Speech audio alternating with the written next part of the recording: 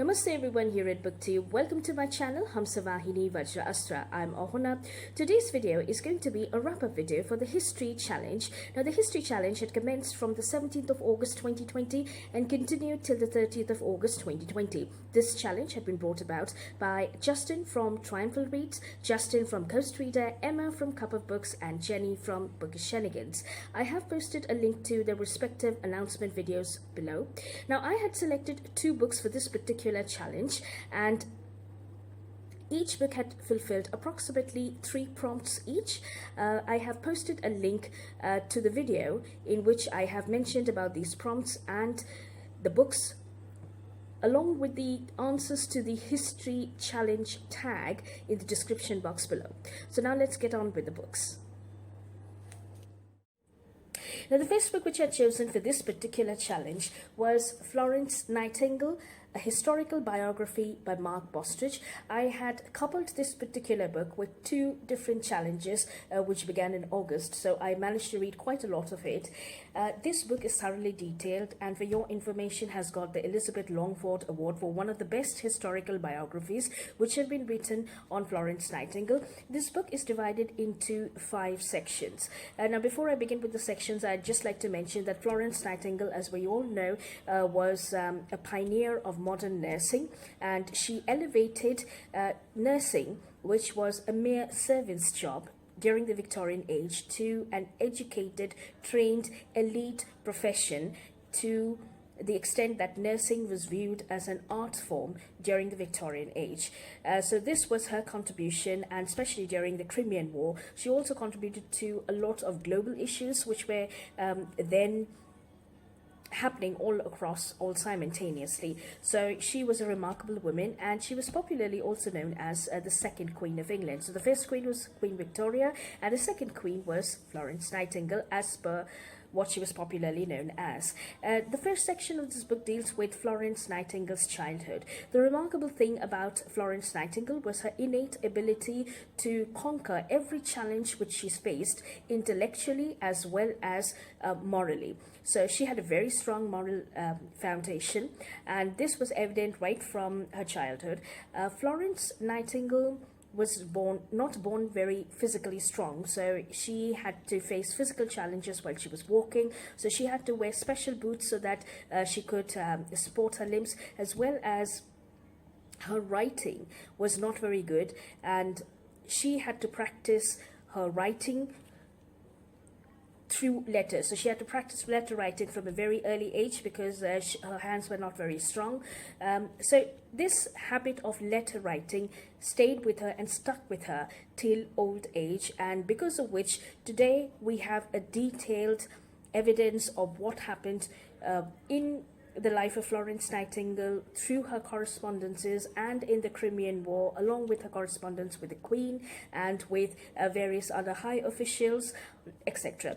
Now, Florence was born in a very aristocratic family. So her father, William Nightingale, hailed from a very good family, as well as Fanny Nightingale hailed from a political family, and her grandfathers, both maternal and paternal, were very good with politics. One of them, which is Florence Nightingale's paternal grandfather, was actually running a shop of amenities which did not do well, but her great maternal aunt was very successful, and she got her title Nightingale from her great paternal uncle.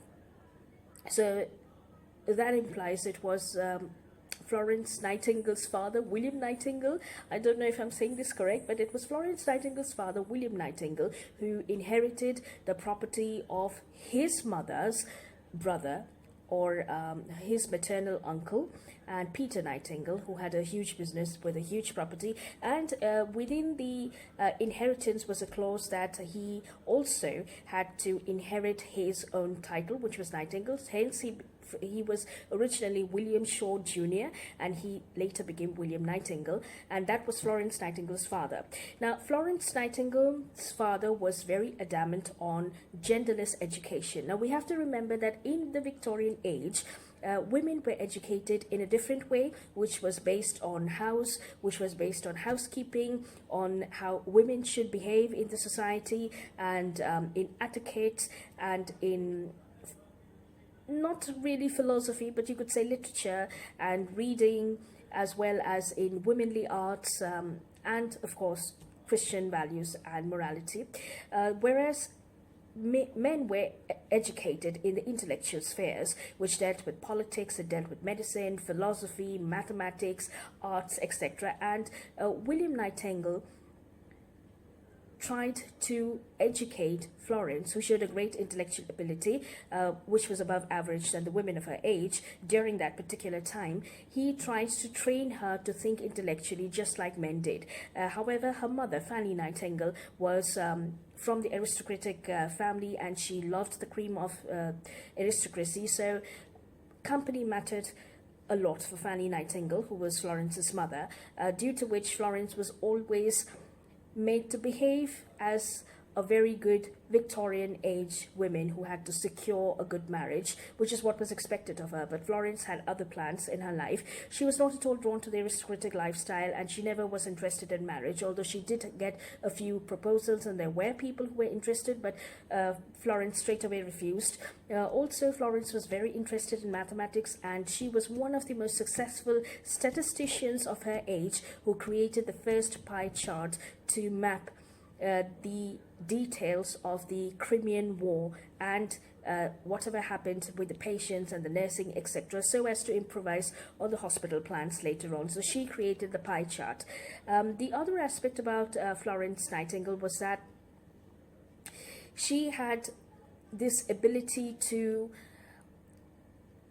morally ground herself, especially during a very trying time. There was a point of time in Florence's life when she heard God's calling for serving him in a deeper way than the rest of the people. So she stuck to it, and she found her calling in nursing. Of course, she had an inclination to serve the poor, and her heart went out whenever she saw the sick people and the poor people on the streets. But there was nothing much that she could do about it, because her mother used to forbid her from going and talking too much.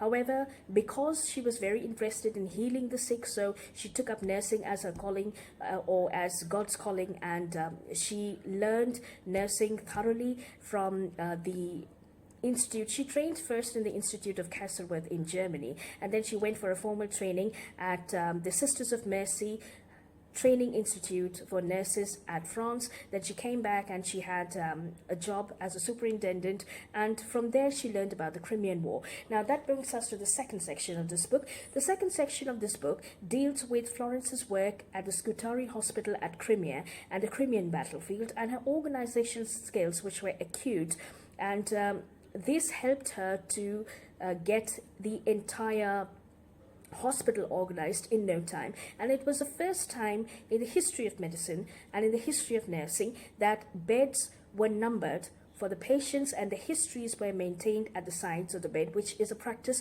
which we still see today in, of course, a revised form, but yes, it is still prevalent today. Also, Florence used to do most of her work behind the desk, because that was her reality, because she had to keep Florence had to keep records of everything that was going on in the Crimean War as well, not on the Crimean War, but at the Scutari Hospital in the Crimean War, and she had to report with these numbers to the British officers and the medical officers especially. So she had to keep everything under control. So her main work was behind the desk, and she worked relentlessly with regards to fulfilling her job role correctly and handling all the complaints which used to come from her nurses. However, unfortunately, during one of the visits to the Crimean battlefield, where she was given a huge applause by the soldiers because her work was being recognized gradually, not only at the Crimean battlefield but also at home in England, she unfortunately contracted Crimean fever, and she was very weak and down, which did affect most of her organization. But yet, after the last hospital closed down at the Crimean battlefield, she returned to England with a different name, because there was a lot of pomp and show which was associated with her, which she wanted to avoid, because as per Florence, she had just done God's calling, and this was something which was almost a spiritual work for her, which she fulfilled with her organizational skills. Now, this brings us to the third section. Now, section 3 deals with her meeting with Queen Victoria, and despite the pomp and the show, Florence utilized this pomp and show to meet Queen Victoria, and she discussed matters to improve the hospital conditions which were there, not only in England but any battlefield. Second, she tried to make changes and elevate the position of the British soldier to that of a national beacon of pride, because British soldiers were not looked upon very greatly, and what Florence Nightingale did was to infuse a humanitarian aspect so that the British soldier, an average British soldier, could be respected and attend to his job with pride and not as a matter of just a job. So that was one of the aspects which she was an advocate of. The third aspect which she did, which was very crucial, was that she wrote letters to the War Office for improvising the facilities and the organization of medical nursing, of nutrition, as well as various other aspects which had gone unforeseen after she had experienced everything hands-on on the battlefield. And these were what was covered in the third section. Now, the fourth section deals with her fundraising techniques, with notes on hospitals and notes on nursing. She wanted to do more for nursing because she felt that she had not done enough, and the fact that God was satisfied with her was something which always evaded her. So what she did was she decided to make a proper training institute for nursing, which came as a shock to most of the people, because people used to advocate, or people used to associate nursing with a servant's job, which Florence Nightingale managed to change completely. So she opened the Nightingale Institute for Training Nurses and elevated the tradition of nursing to an elite, professional and respectable field for women contribution in society from all walks of life, and with very high standards, to the place where nursing was viewed as a sacred art form.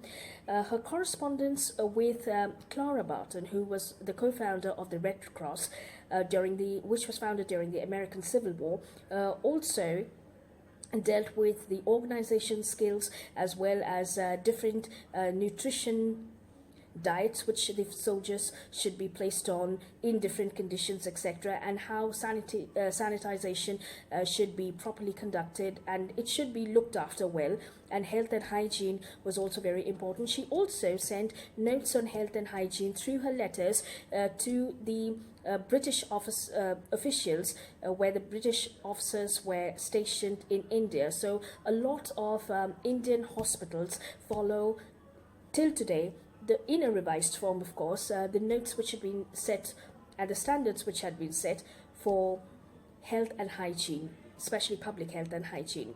So the section 5 of this book deals with the atrocious jealousy and the challenges and the rumors and the gossip which surrounded Florence Nightingale, because there were lots of gentlemen and women who were very jealous of her. However, most of her image jumped back to its original position once the women's activist movement took place later on in the Victorian age, or towards the end of the Victorian age, when the position of women started changing in the society. So we had domestic helpers who were leaving, servants who were leaving their masters, and they were trying to get a proper profession which gave them not only wages, but it also was a respectable profession, and they were respected for their job. They never had to view themselves as lesser beings, and they could contribute in a wider way. And Florence Nightingale's Nightingale Institute was one of the institutes, or fundamental institutes, which gave women the liberation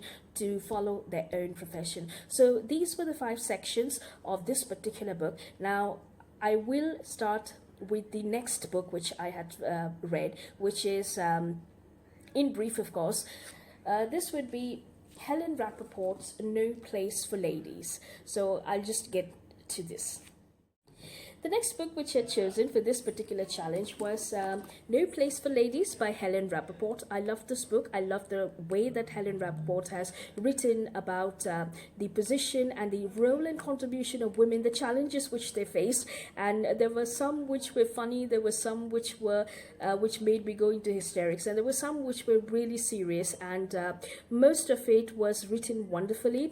Now, I have penned down some of my thoughts on this particular book in a few pages. So, No Place for Ladies is a thoroughly researched and detailed compilation of the plight of women in the Crimean War, their challenges and hard facts about how they dealt with such challenges, with a glimpse of the consequences of the decisions they made and the consequences they reaped or suffered.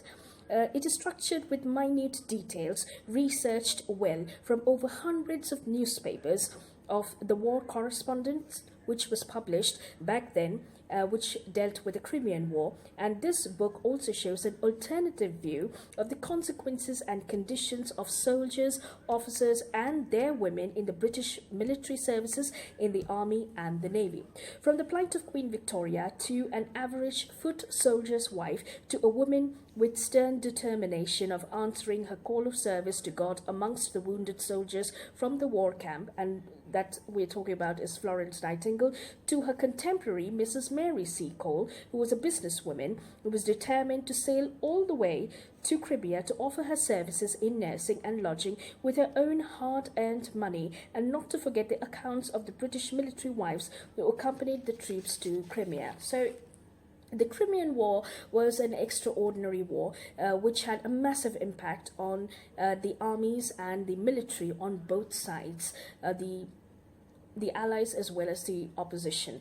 Especially for the British psyche, the way the war was fought, the public perception of what was really meant, the role of the staunch newspaper reporters in giving a first-hand real glimpse of the grim realities faced by the military men, the administrative inefficiencies and the plight of abandoned women, widows, children, and the horrors of the aftermath of war. So as I would say that this book is, although it is speckled with a lot of humor about the situation of women, yet it also gives a grave reality of how the opinion of women on the battlefield, as well as women in a professional field, actually changed. So this is one of the books which is one of my favorite history books now, because I really loved Helen Rappaport's way of writing.